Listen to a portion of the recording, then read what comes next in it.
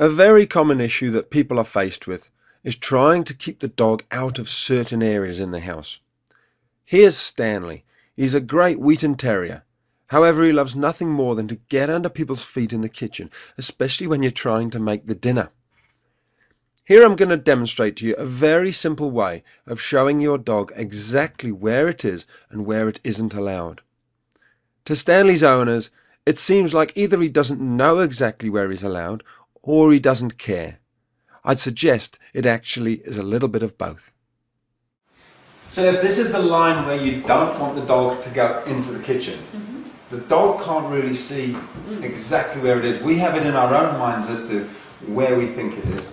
But to make it really clear to the dog, all we're going to do is put down some sticky tape.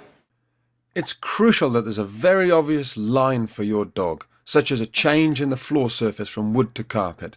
If there isn't, you need to make a clear dividing line using tape. Don't worry, it doesn't have to be forever. All we're going to do is kind of encourage him to come in.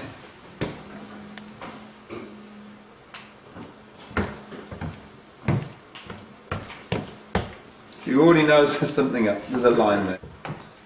So look at that. We haven't even trained him. That line has just gone down. He knows. Good boy, Stan. Outside, out the kitchen. Good boy. Good boy.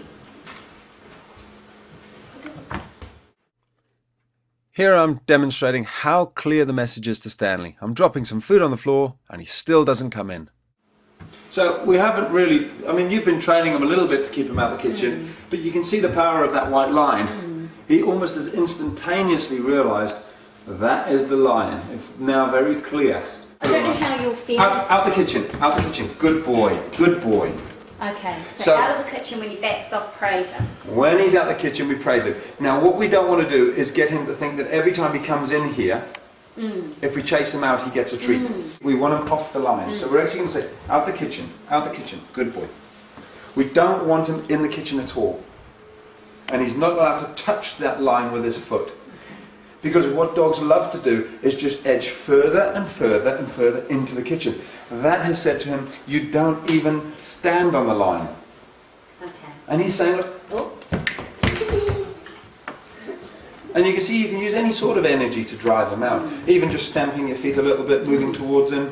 Maybe, out the kitchen, out the kitchen. Are you making sure you don't look at him, or are you looking I'm not looking at him now to invite him in. Right. If you look at him, you invite him. So I'm deliberately ignoring him. And you can see he's good. Now, when he's being like that, that's a very good boy. He's been outside for a good long time, out the kitchen. So good boy, good boy. Very good boy, darling. A little bit further. Using this calm, consistent method, it'll take only a little time before your dog, like Stanley, will get the message and understand which side of the line that he's allowed on. As with any training, it'll have maximum effect only if your dog listens to you because you're the pack leader and you've already implemented the 5 golden rules that are shown in the first section of the members site. If you aren't a member yet, then hopefully this will give you a clearer idea of how to communicate to your dog and how willing they are to listen to you when they respect all your decisions.